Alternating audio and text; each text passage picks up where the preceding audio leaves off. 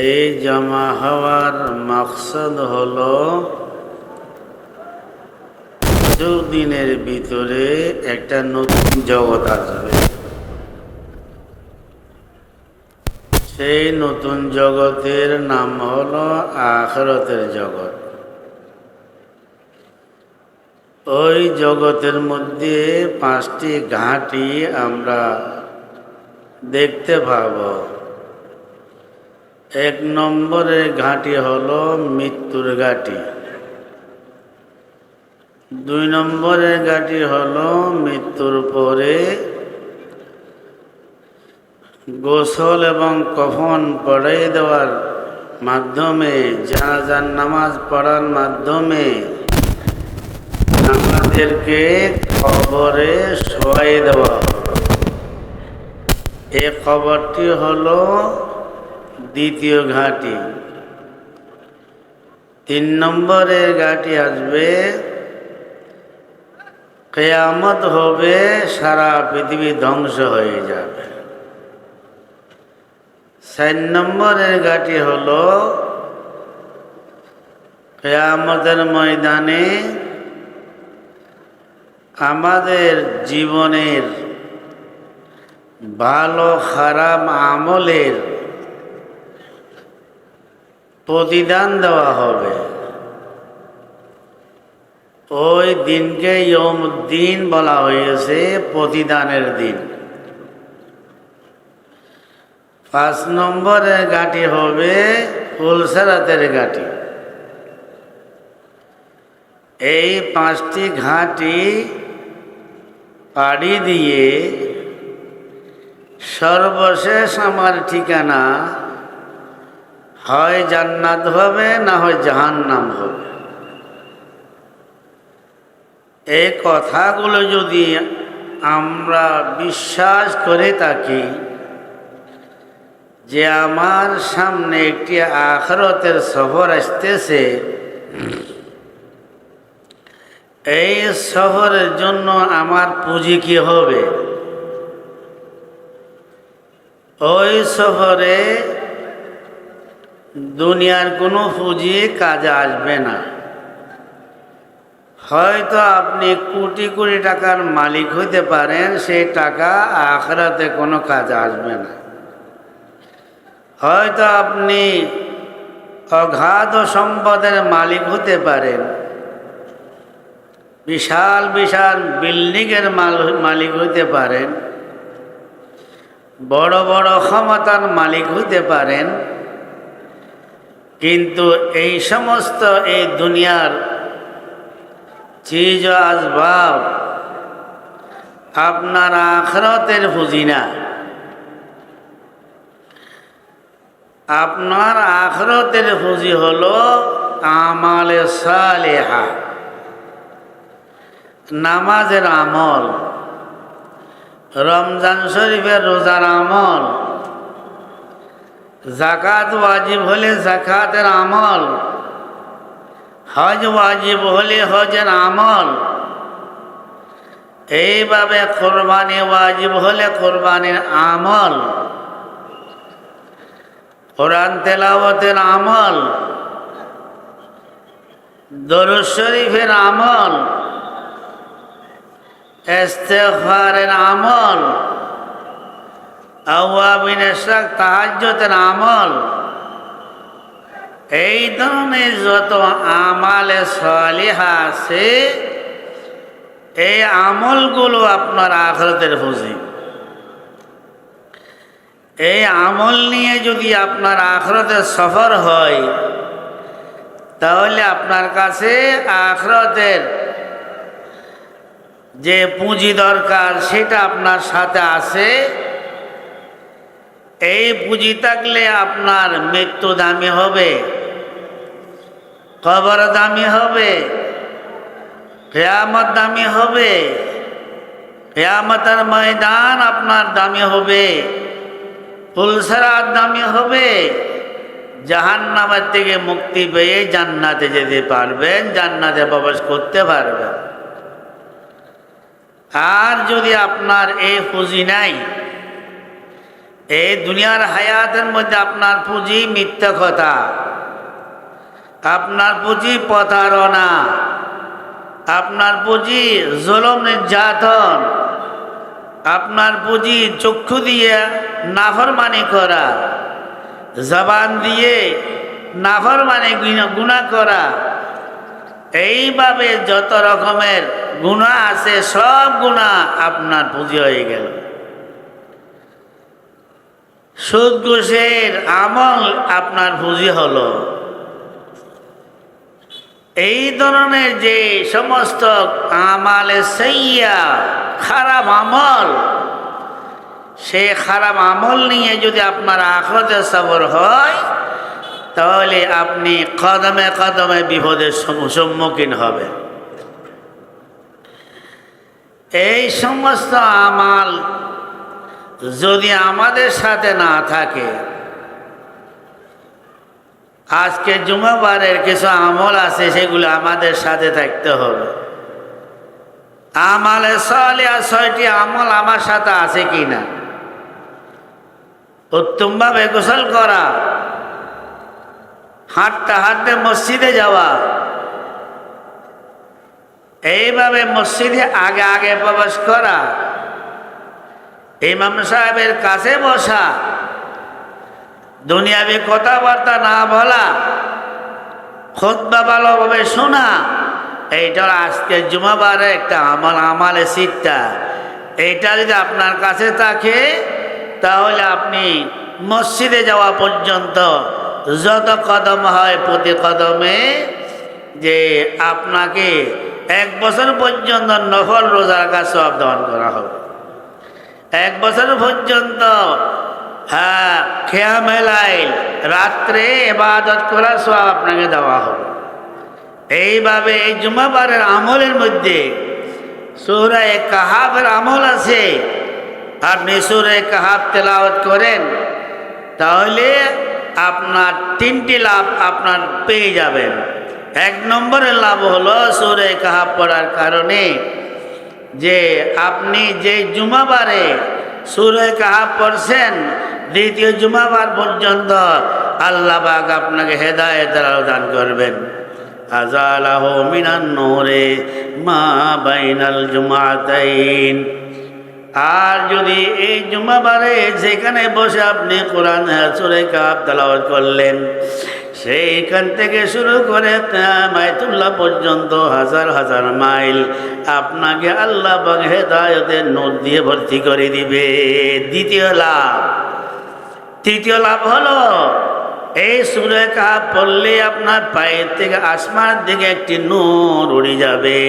কিয়ামতের ময়দানে অন্য মানুষের জন্য যদি অন্ধকার হয়ে থাকে, আপনার জন্য কিয়ামতের মাঠে আলো আর আলো হবে এবং আপনার সমস্ত গুনাহ মাফ হয়ে যাবে। আমলের দ্বারাই জুমার এই আমলে আপনার আখিরাতকে দামি বানাইল। ও দোস্ত, জুমাবারের 8টি আমল হলো আসরের নামাজ। যে মসজিদে যে বৈঠকের মধ্যে আপনি আসরের নামাজ পড়লেন, সেই বৈঠকের মধ্যে একটি ছোট্ট দরুদ শরীফ পড়ে আসিবার, আল্লাহুম্মা সাল্লি আলা মুহাম্মাদিন নবিয়্যিল উম্মি ওয়া আলা আলিহি ওয়া সাল্লিম তাসলিমা। ও দোস্ত, এই দরুদ শরীফ, ছোট্ট একটি দরুদ শরীফ পড়তে হয়তো 5টা মিনিট লাগবে না। এই দরুদ শরীফ পড়ার কারণে 80 বছরের গুনাহ মাফ হয়ে যাবে। 80 বছরের সওয়াব আমলনামার মধ্যে যোগ হবে। 80 বার পড়বেন। এইভাবে এই জুমাবার 8টি দরুদ শরীফ পড়তে পারেন। আল্লাহুম্মা সাল্লি আলা মুহাম্মাদ কুল্লামা যাকারাহু যাকিরুন ওয়া কুল্লামা গাফালা আন যিকরিহিল গাফিলুন। এই ছোট্ট দরুদ শরীফটি জুমাবারের দিনে বা রাতে 100 বার যদি আপনি পড়তে পারেন, কিয়ামতের মৃত্যুর সময় যখন আপনি মৃত্যুর বিছানার মধ্যে শুয়ে থাকবেন, তখন আল্লাহ পাকের পক্ষ থেকে একটি ফেরেশতা এসে বলবে, ও আল্লাহর বান্দা, জুমাবারে তুমি এই দরুদ শরীফ পড়ার কারণে আল্লাহ পাক আমাকে পাঠিয়েছে তোমাকে জান্নাতের সুসংবাদ দেওয়ার জন্য। 5টা মিনিট লাগবে না। এই আমল দিয়ে মানুষের আখিরাত দামি হয়। আপনি দুরূদ শরীফের মাধ্যমে আখিরাতকে দামি বানাইতে পারেন, 5 ওয়াক্ত নামাজ দিয়ে আখিরাতকে দামি বানাইতে পারেন, আওয়াবিন তাহাজ্জুদের নামাজ দিয়ে আখিরাতকে দামি বানাইতে পারেন, জুমাবারের আমাল দিয়ে আপনি আখিরাতকে দামি বানাইতে পারেন। ও দোস্ত, আখিরাতকে দামি বানানোর যে সমস্ত আমাল আছে, ওই সমস্ত আমল নিয়ে যদি আপনি আখিরাত থেকে সওয়ার করেন, আপনার মৃত্যু হবে দামি। কোনো আমল নাই, নামাজের আমল সাথে নাই, দুরূদ শরীফ আমল সাথে নাই, জিকির আমল সাথে নাই, এইভাবে রমজানের রোজার হন আমল সাথে নাই, সে রাতে জিকির আমার সাথে সাথে নাই। লা ইলাহা ইল্লাল্লাহ, লা ইলাহা ইল্লাল্লাহ। কিছু আল্লাহর বান্দা আছে এই সমস্ত আমালের পাশাপাশি সে রাতে সে তাহাজ্জুদের নামাজ পড়ে, সে তাহাজ্জুদের নামাজ পড়ে 4 জানো হয়ে আল্লাহর দিকে মুতাওয়াজ্জ হয়েছে, জিকির করে আখিরাতকে দামি বানায়। লা ইলাহা ইল্লাল্লাহ, লা ইলাহা ইল্লাল্লাহ। আপনি জিকির দিয়ে কলবকে দামি বানান। ও দোস্ত, এই কলবের মধ্যে যদি আমি আল্লাহকে জায়গা দিতে পারি, তাহলে আমার সুখের জীবন আমি পাইতে পারবো। এই কলবে যদি আমি দুনিয়াকে জায়গা দিই, হয়তো সম্পদের মালিক হইতে পারি, ক্ষমতার মালিক হইতে পারি, চেয়ারম্যান মেম্বার হইতে পারি, আমি দেশের রাষ্ট্রনায়ক হইতে পারি। যদি আমার কলবে দুনিয়া থাকে, এই কলবওয়ালা মানুষ জীবনের মধ্যে কোথাও শান্তি পাই না। যত অর্থশালী বেশি, অত অশান্তির মধ্যে বেশি। ও দোস্ত, আল্লাহ পাকের পক্ষ থেকে যে আমাকে একটা কলম নামের সম্পদ দান করেছেন, এই কলম নামের সম্পদকে যদি আমি জিকির দিয়ে গায়লাতে মুক্ত করে আল্লাহকে আমার কলমের মধ্যে জায়গা দিতে পারি, দুনিয়াকে কলমের থেকে যদি বিলুপ্ত করতে পারি, খতম করতে পারি, তাহলে আমার কলম হবে কলবুল মুমিন আরশুল্লাহ। আমার কলম আল্লাহর আরশ হয়ে যাবে। এই লা শব্দ দিয়ে যখন কলবের মধ্যে বারবার আঘাত করব, আমার কলবের থেকে গায়রুল্লাহ বাইর হয়ে যাবে। ইল্লাল্লাহ বলে যখন আমি কলবের মধ্যে জায়গা দেব আল্লাহকে, তাহলে আমার কলব আল্লাহ আমার কলবের মধ্যে জায়গা হয়ে যাবে। আল্লাহর মহাব্বত আমার কলবের মধ্যে জায়গা নিয়ে নেবে, দুনিয়াকে আমার কলব থেকে বাইর হয়ে যাবে। এসকে আসো লাস্তকে চো বরফরোক, हर जे जुज मासूक बाशद जुमला सोक ते गेला दर कत्ल गायरे हक बेरान दर नगर आखिर के बादे लाचे मान मंद इल्लल्लाहु बाकी जुमला रब मरहबा इश्क शिरकत सोज़ रब। ও দোস্ত, সে রাতে উঠে যদি এই জিকির করতে পারি, এই জিকির দ্বারা আমার কলব থেকে হাসদ নামের রোগ বাইর হয়ে যাবে, আমার কলব থেকে কিবির নামের রোগ বাইর হয়ে যাবে, আমার কলব থেকে দুশ্মনের নামের রোগ বাইর হয়ে যাবে, আমার কলব থেকে বর্তমানের মতো রোগ বাইর হয়ে যাবে, আমার কলব থেকে যত প্রকারের রোহানি রোগ আছে সমস্ত রোগ থেকে ভাগ হয়ে আমার কলবের মধ্যে আল্লাহ জায়গা নিয়ে নিবে, আমার কলবের মধ্যে আল্লাহ ছাড়া কেউ থাকবে না। গাইল্লা শেখ, ও দোস্ত, যদি আমার কলবের ভিতরে যদি দুনিয়া থাকে, এই দুনিয়ার মহাব্বত আমার কলবে যদি সৃষ্টি হয়, এই দুনিয়ার মহাব্বত আমাকে চোর বানাতে পারে, দুনিয়ার মহাব্বত আমাদেরকে ডাকাত বানাইতে পারে, দুনিয়ার মহাব্বত আমাকে সাহায্যকারী বানাইতে পারে, দুনিয়ার মহাব্বত আমাকে সালেম বানাইতে পারে, দুনিয়ার মহাব্বত আমাকে হত্যাকারী বানাইতে পারে, দুনিয়ার মহাব্বত আমাকে জানি বানাইতে পারে, দুনিয়ার মহাব্বত আমাকে সুদখোর আর ঘুষখোর বানাইতে পারে, এই দুনিয়ার মহাব্বত আমাকে জাহান্নামী করতে পারে। তাহলে কলবের ভিতরে হয়তো আল্লাহর মহব্বত থাকতে হবে, না দুনিয়ার মহব্বত থাকতে হবে। ও দোস্ত, আল্লাহর মহব্বত যদি কলবে সৃষ্টি হয়, এই আল্লাহর মহব্বত আমাকে নামাজি বানাবে, এই আল্লাহর মহব্বত আমাকে রোজা রাখনেওয়ালা বানাবে, এই দুনিয়ার মহব্বত আমাকে জাকাত ওয়াজিব হলে জাকাত ধরতে বাধ্য করবে, এই আল্লাহর মহব্বত আমার কলর ভিতর আল্লাহর মহব্বত সৃষ্টি হলে যদি আমার হজ ওয়াজিব হজ করতে বাধ্য করবে, এই দুনিয়ার ভাই আল্লাহর মহব্বত আমাকে সেজদাতে শুইতে দিবে না। তাতাজাফা জুনুবুহুম আনিল মাযাজি ইয়াদউনা রাব্বাহুম খাওফান ওয়া তামাআ ওয়া মিম্মা রাযাকনাহুম ইউনফিকুন। রাত্রে আমি শুইতে পারবো না। ও দোস্ত, আখিরাতকে দামি যদি বানাইতে পারি আমার জীবন হবে সফল জীবন।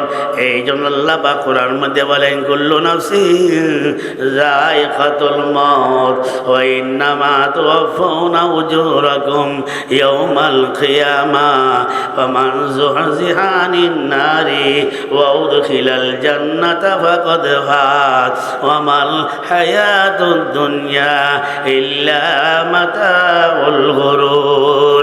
মৃত্যু তো হবে, সব দুনিয়ার মানুষের মৃত্যু হবে। এই মৃত্যুর স্বাদ সকলের পান করতে হবে। এই মৃত্যুর পরে একটি আখিরাতের জীবন আসবে। এই আখিরাতের জীবনে যদি আমার আল্লাহর দরবার আমার জীবন যদি দামি হয়ে থাকে, আমার হিসাব কিতাবের মধ্যে আমার ভালো হিসাব হয়ে থাকে, আমার জন্য আল্লাহ বা জান্নাতের ফয়সালা করবে। ফামান যুহজিহা আনিন নারি ওয়া উদখিলাল জান্নাতা ফাকাদ ফাজ। যে ব্যক্তি ভালো আমলের দ্বারাই জান্নাতে প্রবেশ করার তৌফিক হয়ে গেছে আল্লাহ পাকের পক্ষ থেকে, তার জন্য ঠিকানা হয়ে গেছে। আল্লাহ পাক বলেন ফাকাদ ফাজ, সে কামিয়াব হয়ে গেল। ওয়া মাল হায়াতুদ দুনিয়া ইল্লা মাতাউল গুরুর। এই দুনিয়ার হায়াত হলো দুঃখের হায়াত। ক্ষমতা নিয়ে দুঃখের মধ্যে আছি, অর্থ নিয়ে দুঃখের মধ্যে আছি, প্রশংসা নিয়ে দুঃখের মধ্যে আছি, সম্পদ নিয়ে দুঃখের মধ্যে আছি।